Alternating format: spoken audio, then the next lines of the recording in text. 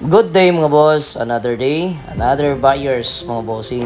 So mga boss, naray tay bagong abot din na unit na color blue. Kagabi lang niya abot and then pagkabuntag wala pa jud na to na post sa Facebook, any update sa Facebook wala jud.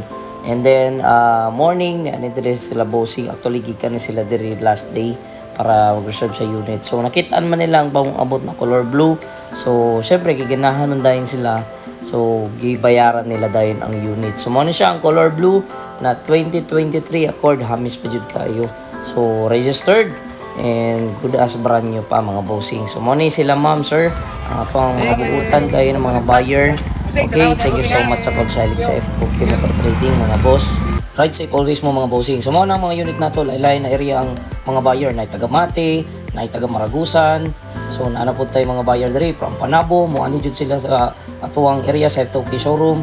Napunta from Davao. Okay, mo yung buyer po na to sa Davao, mo ano sila. And from Pantukan, syempre pinaka-duol sa tua. Alright? And then from Kalinan, so nani po sila bossing, instead na mo palit og brand new, ipalit na lang sila good as brand new. So another buyer from Maragusan na buyer na to. And kani, if I'm not mistaken, ilang or tibong ko sila. And then mo ni from Mako. Okay? Napunta yung mga buyer sa Cotabato, mga bossing. Okay? So muna, na-release po na sa mga buyer na to sa Cotabato. From Cagayan, napunta yung mga buyer sa Cagayan, mga boss. From Lupon. So kani sila, parehas na sila Lupon, white, red.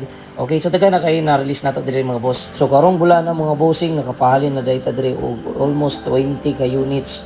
Mga uban, wala na ganin na to na picturean. So salamat kayo mga bossing sa pagsalig sa F2K Motor Trading.